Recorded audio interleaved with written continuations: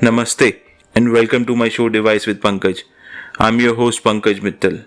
Our today's episode is about curing an amputated soul. It's a sensitive topic and listen it till end as I have curated a list of things you should do to help yourself in curing your amputated soul. Life happens to us every day. It's like a journey for all of us where you come crying and you leave people crying for you. Well, that's what our holy books have taught us. And it's true, there's not a shred of doubt about it. Further, I add that in the duration of time in between these 2 days, we are consistently traveling on a one-way road and there's no U-turn on it. You cannot reverse for a single second on this road. We start our journey with our parents. They teach us to walk, talk, and give us all the tools required on our way through education, care, and love. We see all kind of weathers on this journey. That includes ups and downs of your life. We see rough roads, we see smooth roads. We shift from one lane to another, and so on. And in this journey called life, we meet so many fellow passengers. They are with us for a certain period of time in this journey. And at a crossroad, they continue on their path and you on yours. Some of them are friends, co-worker, neighbor, class fellow, relatives, and all the people we meet in our life. But my friend, in this journey, we face incidents that changes our life forever. We encounter many accidents, and in it, some of them change our life forever. In Hinduism, there's a book called the Bhagavad Gita, and it has to say, a soul never dies. A soul cannot be killed. A soul changes the body like we change clothes. And the Bhagavad Gita also has to say, no fire can burn a soul. No water can wet a soul. No wind can dry it. No weapon can kill it. Nothing can intact it. But I add to it that a person himself and only himself have all the power to hurt his soul. It's he who can amputate his own soul and no one else. He has all the power to do so. He has all the weapon required for it. Only a person himself can hurt his soul. No other person can even touch it. You can do so by your own thoughts. For the accident that might have happened in the journey of life, he who blames himself for the results of that accident is more prone to hurt his soul. Even if it was your mistake, stabbing your own soul will not help you in your redemption. I say again, there is no one in this world who can touch your soul but you. There are low points in life where you feel helpless. There are few moments where things are out of control, especially in the matter of life and death of your loved ones. Death is inevitable. Not even a single person is immortal. They are bound to leave when their journey is complete, no matter how long or short it is. We should definitely stand with them at the time of their treatment or in their low time, but we have no power beyond it to avoid or delay it even for a day. Instead, we should free them from all the affection or attachment to ease their pain, even if it includes forgiving them or apologizing to them for anything they or you might have done wrong. This will not only help them in their new journey, but will also help you in your redemption. When you do this, you will be taking the load off your shoulders and will ease yourself from the pain of carrying it throughout your life. It's not your fault, dear friend. I say again, it's not your fault. Bury this pain or burn it, but don't give it a power to hurt you even for a single second. Stabbing your soul will never provide a solution. As the Bhagavad Gita also has to say, the power of the senses is no doubt great, but greater than that is mind. Greater than mind is the reason, but the soul is the greatest. So worry about the soul and take it beyond senses, mind, and reason. People often try to run away from their situation by staying occupied in other things, which is perfectly fine and is a good step towards your new path of life. When you hit the lowest point of your life, there are two possible outcomes. Either you bounce back or get busted. But to bounce back completely, you have to heal your soul first. That's a prerequisite for anything you want to achieve in your life. You will achieve all the success in this world with the endeavor you put into it. But the joy will be missing in it. And no amount of money or achievement can help you cure your soul. Every smile will be incomplete. Joy of your achievement will be missing. You'll have to bridge the gap between your body and your soul in order to enjoy your life. And it's irrelevant of the circumstances you are in. When you are in peace with your soul, you'll be able to embrace every little moment of your life. Do you know Elvis Presley, who was one of the greatest musicians and was most significant cultural icon of 20th century, died to drug overdose at the age of 42. There are many theories to his death, and one of it is he was lonely and alone even after the fame he had. He had all the success, money, fame, and he was yet alone and felt emptiness that he turned to drugs for its solution. And all of them were prescribed by his doctor. We are all humans, and what makes us human is our mind and how it functions. Our mind is the reason we had such a growth in the theory of evolution. It's because of our mind we can feel the music, have power of thinking, and do all the reasoning. Every thought is a product of our mind, and it has all the power to make or destroy you. Which is why every self-help literature ever written emphasis on having a positive attitude in your life. Bigger than the mind is your soul.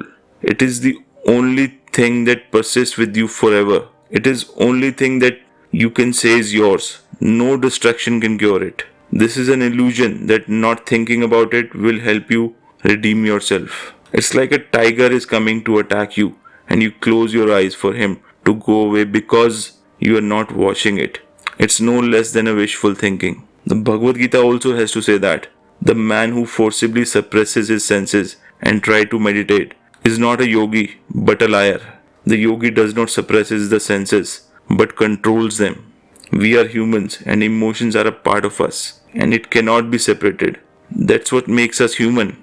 Have you ever seen emotion arising in a robot? I bet not. Running away from a situation is not the answer for any one of us. Facing it and taking action against it is the only solution. So far we have discussed about losing someone to death, and it's more or less same for others as well. It's just that there are many amputated souls on God's green earth who are broke because they are separated from a loved one for all the other reasons, or have given up the hope because they couldn't succeed even after giving their 100%. For those who are separated from their loved one, I want to tell you a short experiment. It took place in 2007 when the Washington Post decided to do a social experiment about people's behavior, perception of beauty, and priorities. They asked Joshua Bell, a world-class violinist, to play classical music incognito in the Washington DC subway station for about 45 minutes. They videotaped this entire event and observed people's behavior. It turned out that only a few people stopped to listen to him, and only one person recognized him, and nearly 1097 people who passed by, 7 stopped to listen him, and 1 recognized him, and his total money collected was $32.17. That include $20 from the person who recognized him. Whereas 3 days earlier he earned considerably more by playing at a concert in the very same city. My motive of sharing his story is, if someone doesn't value you or love you for what you are, no matter how much effort you put into a relationship, they will leave. There's no point in hurting your conscience for someone. Life is such a beautiful gift. If you start exploring and living it to its fullest, you'll realize you have been wandering around for nothing till now. And it's definitely not up for validation from others.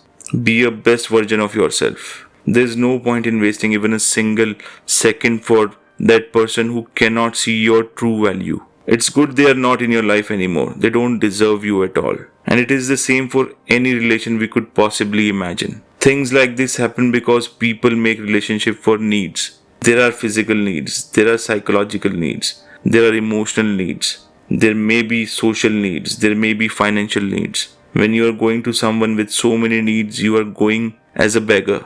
And a beggar cannot choose. Your body need a mate, understandable. Maybe psychologically also, you need a mate, understandable. Emotionally too, you may need a mate. A soul can never need a mate. Love is something that happens to you, and nobody can choose to fall in love with someone in particular. It's not a process but a feeling, and when you seek the fulfillment of your need through love, you have corrupted the sanctity of love, and your entire foundation is wrong. And my friend, this will cause a lot of pain and trouble for you and your partner, where you are more likely to end up hurting your soul.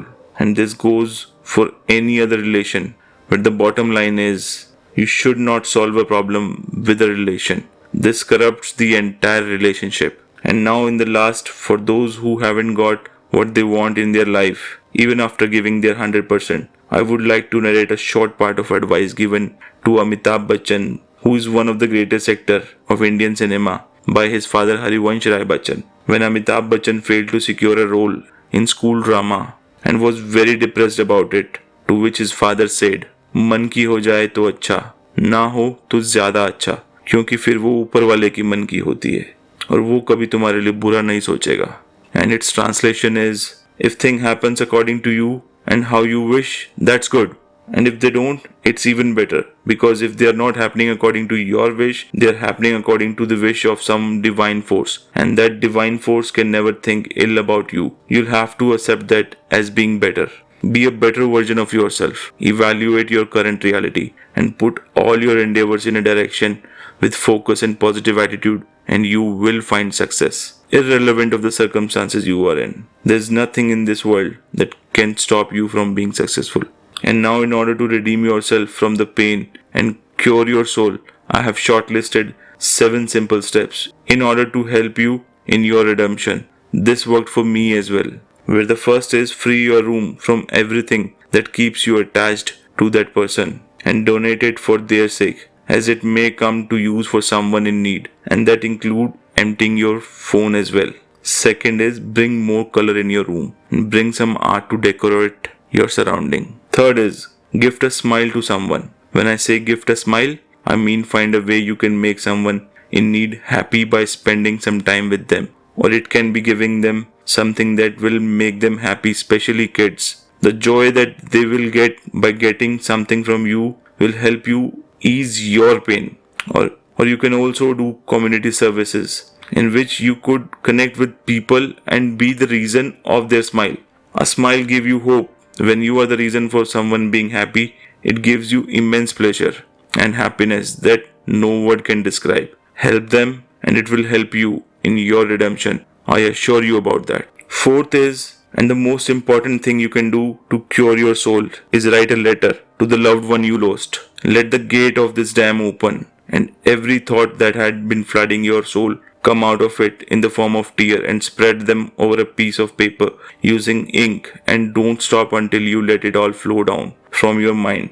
Give them a shape and size of words, and when you are done writing, put that in an envelope and address it with their name and write care of God and post it in any river or sea, and it will reach to them. I assure you about that. And trust me, you will feel better. And if there is not an option of flowing water near you, I advise you to burn that. Don't skip this step at all. Put good use of literature and express everything you've been holding for ages and free the space in your mind and cure your soul. And now, for those who have been left alone in this journey of life, I advise you to do the same and don't post it to them. Instead, address it to the God and burn every thought of it to the ashes. Now, the fifth point is, discover or develop a hobby which requires you to pen down or draw your imagination, like calligraphy, writing a story, painting, podcasting, or anything that you could do without putting pressure on yourself,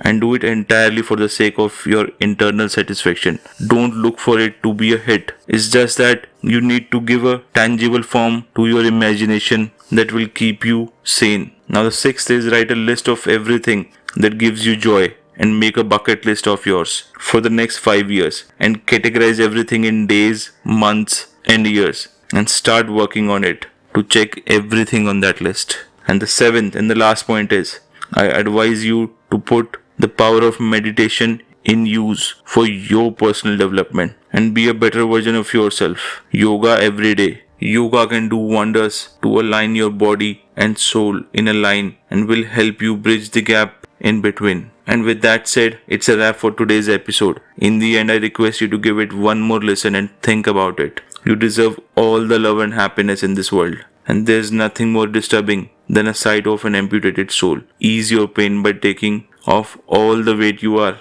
carrying and live a wonderful life. Share this podcast with someone you think may need to redeem his soul. Today I want to recommend you 2 beautiful songs to cheer you up, and I'll leave the link of it in the description for you to give it a listen. Where the first song is Joy of Life by Kenny G. And the second one is Into the Music by Kongo. It's always a pleasure talking with all you wonderful people out there. I wish you all the luck. Jai Shri Krishna.